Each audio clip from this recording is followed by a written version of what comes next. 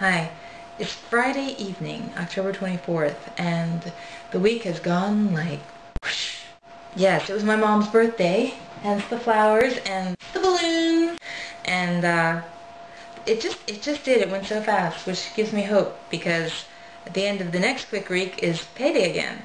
But I was driving around yesterday forgetting everything I had to do, and I went to turn around because I thought, oh, I'm going to have to go back. And I pulled into the Chinese store, and I thought, well, I'm here, why don't I go and see what exotic things they have? And there were all kinds of stuff. I mean, there was tofu in a tub, just like bricks of tofu in a tub of water, and I thought that was pretty cool. It's just like this market where they have heaps of everything, of ginger and chilies and all kinds of things. But what I ended up on the candy aisle. Halloween is coming up, and well, fall festival as we say, but it's Halloween, and I saw this durian sashimi cookies. Now, I can't smell it, of course, it's all sealed up, but I've heard the durian is a scary fruit, that it's like really, you have to get used to it, that when you first smell it and taste it, it's just revolting, is the way that I've read. So, of course, I bought it. I'm going to try it out. And let's see, what time is it? Oh, I have one more minute. I'm steeping some green tea, because what else do you drink with Chinese candy but green tea? I got lychee flavor candy.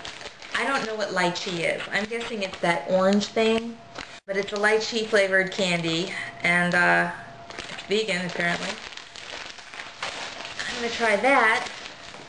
Let's see, melon syrup crackers. Why not? And I can't pronounce it. Bai-ho lotus nut cake. Okay, it comes in little boxes. So, I'm going to try that. Yeah, I think my tea is done. The thing I like about green tea is that it only takes 3 minutes to steep at the longest. Okay, there's my little stuff to choose from.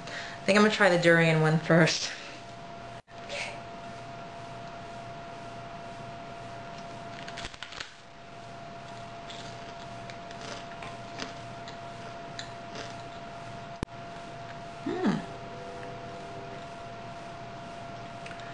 That's actually quite good. It tastes like a sweet, not quite a Rice Krispie treat, but kind of close. A cross between that and a rice cake that's sweet. Okay, next the melon syrup cracker. Oh,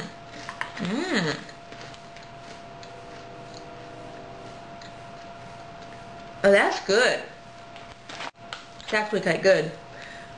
This one's kind of scary. It says on the bag, you can't give it out for Halloween, at least not to most kids, because it says, caution, not recommended for children under 5 years old.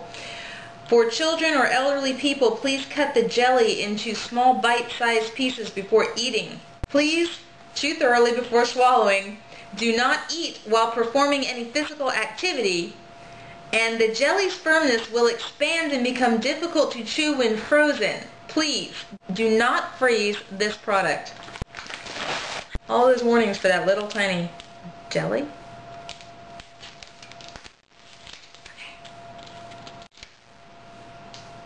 I thought it was a hard candy.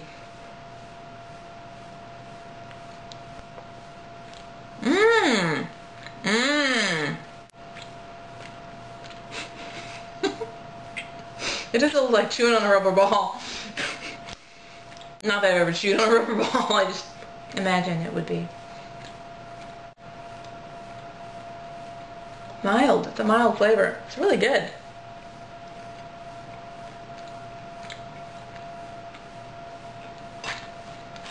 Okay, I like that one too.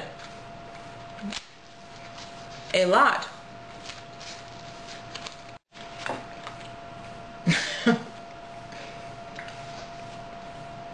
I die on camera. She didn't chew it thoroughly. Okay, now for the... Ooh, it's silver. Alright. Lotus. What is it? Lotus Biho. Lotus nut cake. Lotus nut.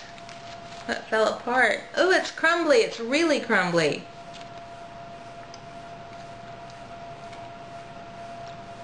Needs milk. Pretty chalky.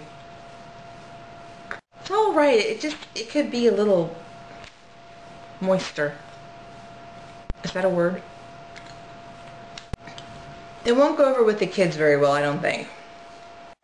This is the only thing I can really give out, and it's not recommended for kids under 5. Another thing that happened this week is that I went last night to the library to kill an hour before the evangelistic series meeting started, and the library and I have not been on the best terms, basically because they have this new teen everything program that is programs for teens. I mean, they have a couple things for kids and a couple things for adults, one of which, because there's two things, one of which you have to pay $10 to $12 to participate in, and then the rest of everything is for teens. Teen council, teen movie, teen book club, teen everything. And, you know, I don't care if they have stuff for teens, I just am accustomed to them having something for me. And I asked if I could go to this teen thing because it was the only thing happening, and I was cheerfully told no. Basically, they said I was too old. And that went over like a lead balloon. So anyway, I went to the library this time, though, and someone was happy to see me.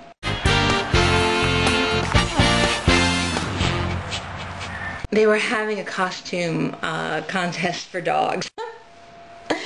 And no, I didn't have a costume, but it was adorable.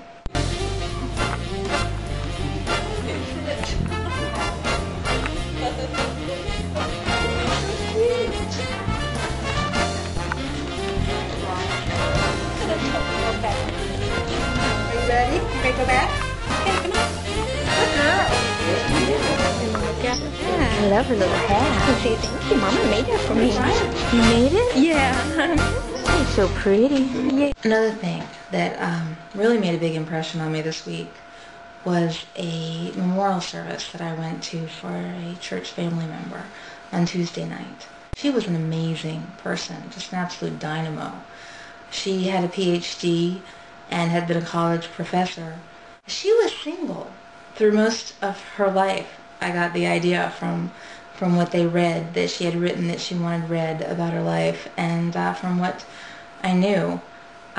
She had a PhD and was a college professor, but then she went back to school and went into public health, and she taught everything. She taught constantly. I mean, she did get married much later in her life, and she met her husband when she was learning a foreign language, and I met her when she was teaching that same foreign language to students in my mother's school, the school where my mother teaches, and that's what she did. I mean, she taught, and her life was just so full. I mean, she met her husband because he overheard her and a friend practicing the language when they were learning it, and he came and introduced himself, and as they got to know each other, her friend started to kind of sound her out, well, how do you feel about marriage? And she said she wasn't interested. But she did say that her husband was a blessing to her, that she'd been blessed with him, and I know he felt the same about her. She just, though, she had such a full life. I mean, she just was learning the things that interested her and sharing them with others, and she was just absorbed. She didn't feel the need of anything else. You know, I thought that I would go to the gym after that and just, you know, try to work out my grief and my anger. And I found instead I was elated by the thought of how she lived. Her life was just a dream to me, to pursue those things that interest you and then share them with other people. I can't believe she's gone, though. That someone with such presence is just not there anymore is really hard to process. But I am inspired by her life.